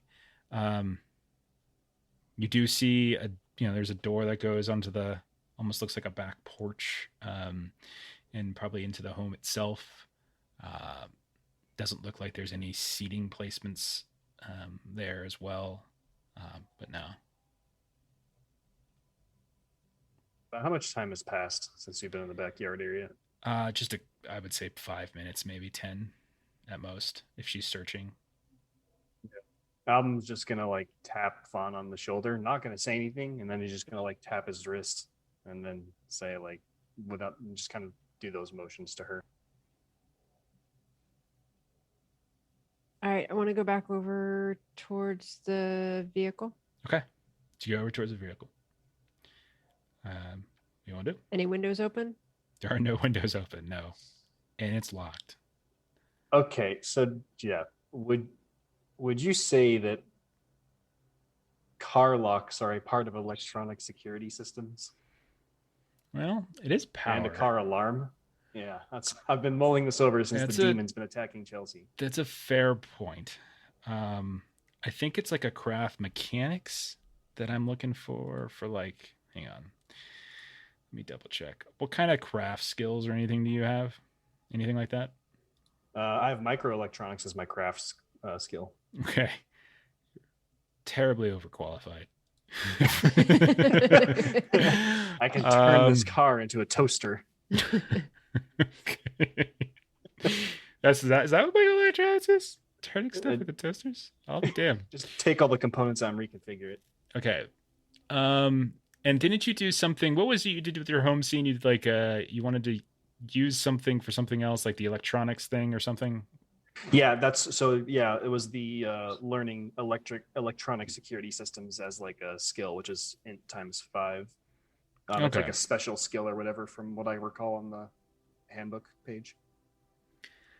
All right, 2010. I have a 2009. I have power locks. It's not remote. It's not like. Okay, I'll tell you. I'll tell you this. Roll an int times 5. I'll let you say. We'll apply your home pursuit thing here. Roll an int times 5 since you don't specifically have craft mechanics. So let's just do that. We'll apply it this way, as if you could figure out a way, because it's still going to require some sort of like you're trying to pick the lock.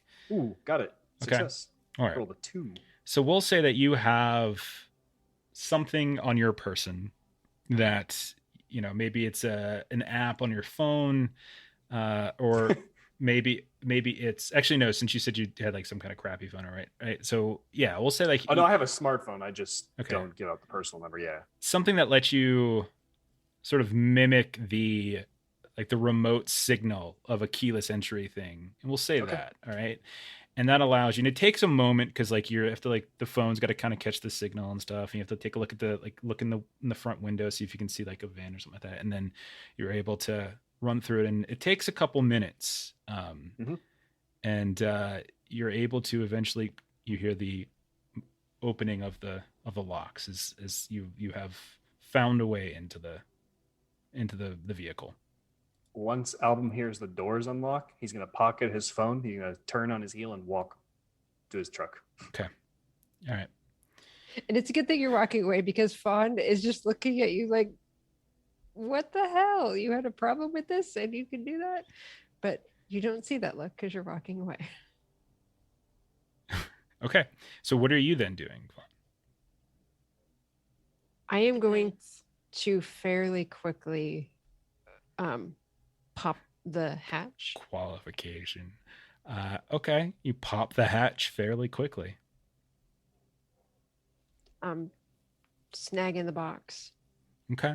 You reach in, you snag the box. Agent Album, you notice headlights at the end of the street as a car has turned and is slowly moving its way down the street. High beams shining up. Roll an alertness, Album, while she's doing this.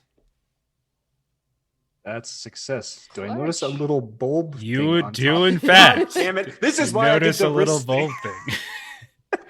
Shit. One of the As- nosy neighbors called the cops on us because we're snooping in the yard. I knew it. That is I exactly knew it. correct. You've pieced this together well. But you watch as this vehicle drives down, and you see Agent Fawn is like literally her whole torso is inside the hatchback of this Ford Escape, and she's pulling out a box. So, Fawn, you don't notice. I'm gonna say you don't notice the cop car. Mm-hmm. You see a smashed oil stain cardboard box. It's got the same markings I mentioned before. Evidence, FBI, White Plains, Right -A, 10 August 95. It's got a faded Sharpie marker. It's a kind of a semi-smashed box, and you realize there's nothing inside the box. However, Album absolutely detests Fawn for the rest of the campaign. Assuming Well, that's either of okay. us Cost She's him going to money. jail for the rest of the campaign. It's fine. You do see, however, scattered amongst the papers in the trunk, you find a couple other things. You find 2 thick napkins stained with oil and gasoline, marked with diagrams of mechanical devices drawn in some kind of ballpoint pen. They both have labels on them. Leal, which you all eventually learned was Portuguese for lion, and escriba, which is again Portuguese for the scribe. These are not replicas. You realize as you're looking at this, these are the actual pieces of evidence from Abigail Wright's apartment that you all blew to high hell. I need you to roll sanity. Okay. Success. Okay. You hang it together. As you pull back and stand up, you suddenly feel the wash of headlights on your body, and you look over and you can see that maybe 40 feet from you, just the next house over, here comes the cop car, and you notice now it's close enough. What do? They see you. You are bathed in the headlights of this cop car.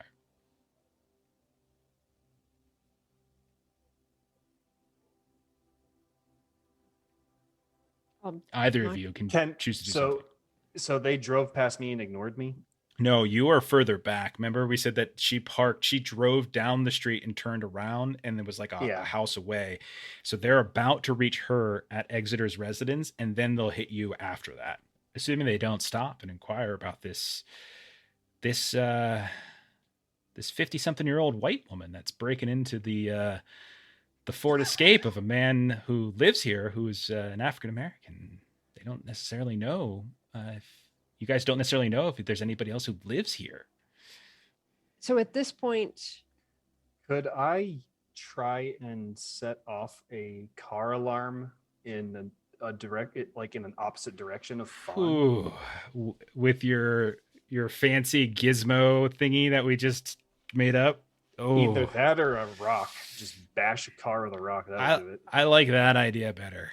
I'm going to say you can do it, but I want you to roll a stealth to see if you can do it without them seeing you do it. Why do you do this to me, Jeff? I have a stealth of 10. Because it's hilarious. I will say, because it's dark out and because they're now probably their attention's a little bit more focused on Fawn, I'll give you a +20 on it. So you can roll stealth +20. Okay. So it's like a 1 in 3 chance. I like my hacky app, just hackcar. Yeah, I don't want to set a precedent though. We're just like, every problem can be solved by your app. That's an 89. I failed. Yeah, you get out at one of the neighbors and you throw a big old rock, crashes right into their window of their car.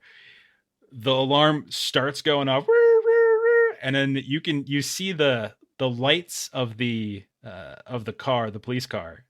Suddenly the actual siren lights go on and they speed up. One of them like has the window down and they call out to like Fawn, stay right there. And then they keep going and then they pull up right next to the vehicle that you had drove there. And they're right out in front of the driveway where this alarm's going off. You see 2 officers get out, one from the driver's side, one from the passenger side. Album, what are you doing? Oh, so they're already like right on They've top passed of me. her. They went past her and are now focusing on because they saw you do it. Let's see here. Well, I don't think I can outrun a cop because I'm a dweeb. And we're not youngins anymore. No, you're That's not. also true. Yeah. I would say that Fawn will kind of close the hatchback, Okay. pocket the evidence, Okay. and kind of head over in his direction. Like I'm not looking Okay. to.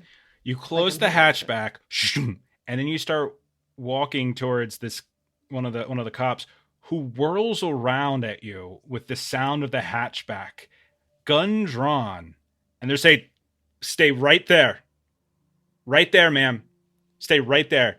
And then the other one goes and runs out of their car, like on the driver's side, and is going up towards where Album is, who has just thrown a rock at some neighbor's car. What are you doing, Album?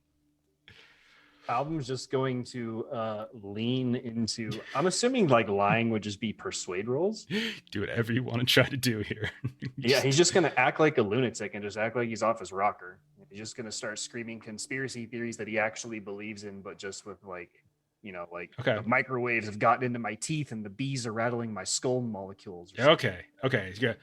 He's like, all right, that's it. Down on the ground, hands behind your head, down on the ground right now. And he's got their guns out. I'm like, all right, you freaking got another wackadoo here, and just kind of pointing it down at you. What do you do? Do you comply? Yeah, Okay. I'm still shouting stuff, but the wackadoo gets on his knees and lays down. So he comes up behind you.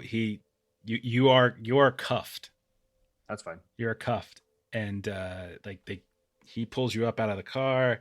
He starts moving you over towards the back, and he's putting you into the back of the car, like kind of going through like the whole Miranda rights stuff, like you're, et cetera, like destruction of property, trespassing, blah, blah, blah, blah. Fawn, what do you do as this guy is like, ma'am, are you holding anything? It wouldn't appear like it. Ma'am, who are you? Can I slowly? I want to see some identification. Do you live here? Ma'am? Do you live on the street? Visiting. Visiting. Okay. Mm-hmm. Who are you visiting? Visiting the gentleman that lives right here. The gentleman. You don't even know his name, do you? And I'll give the name. What name are you giving? If it's the police officer, it's I told that to Fawn, if that's what you're talking about. Elias Barbs? Elias Barbs. Barbez, yeah. Are you now? This guy right here. You're visiting him. Yeah, we just had a meeting. We were over at the restaurant. And he just kind of forgot to give us everything that we needed. So yeah. Okay. So he's like, okay. It's like, Charlie, you okay back there? He's like, yeah, it's fine. Everything's just some crazy nut guy off his meds. Like totally insensitive to mental health concerns. Yeah. And so he's like, he goes ahead and he puts the gun back down. He's like, okay, why don't you just come with me? We're gonna go see if your friend can verify your story. And the two of you start walking up to the front door of Agent Exeter's home. Meanwhile, back in the hotel, as we're closing in on time for the night, Vessel, you've got a soaking wet Agent Chelsea, fully clothed, like it's got the same clothes you saw her wearing earlier tonight at the restaurant. Agent Chelsea, you have no real memory of anything that's happened in the past 20 minutes or so, 30 minutes maybe, however long it's been since when you called Agent Vessel. But I remember the door. You remember the door. So you remember all you remember is the initial sighting of the door. You don't remember like anything really happening after that point. You just remember the phone call. Other than that, it's sort of blank to you. Like it's just sort of a gap. I'm kind of like leaning over the tub, and I've been just like coughing up water, and then suddenly I'll just kind of go, and you'll watch as I scramble frantically out of the bathtub and crawl on my hands and knees out into the room, and I'm gonna look for the door and see if it's still Okay. there. Yeah, you go out there. There's no door in the wall. So Vessel, if you follow out, you'll find Chelsea, and I'm feeling up the wall. I'm like knocking to see if there's like a hidden door, if I just can't see the seam anymore. Yeah, there's nothing there, Chelsea. You're a loon right now, but you gotta get out of here. Can't really explain what just happened. Vessel. You have a very high alertness, right? You have like over 80. Yeah, it's 80s. As you move into the room with Agent Chelsea, and you can see her scrambling around the wall, like banging on it here and there, knocking on it. Like there's wallpaper. She's finding seams and sort of like peeling the seams back a little bit. You notice a little bit of light coming in from the windows. You see this flashing of red and blue light. When you go and you peel the curtains back, you look down into the parking lot right in front of the entrance to this hotel.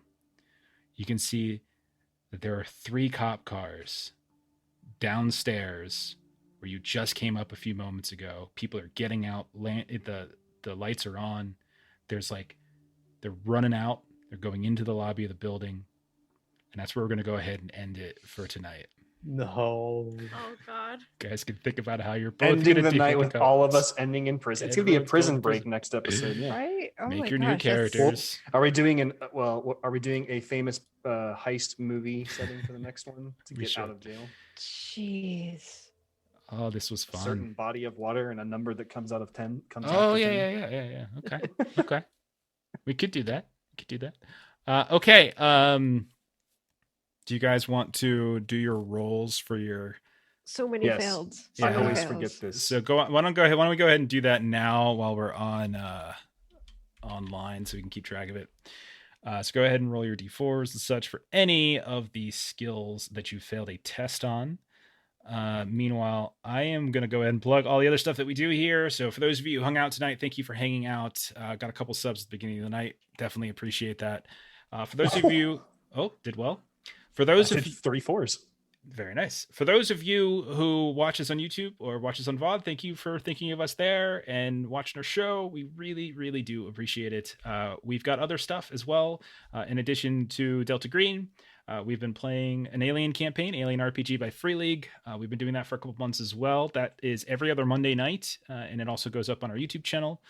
And you can see us this coming Monday as we're finishing up most likely chapter 2 of this ongoing campaign that we've been doing.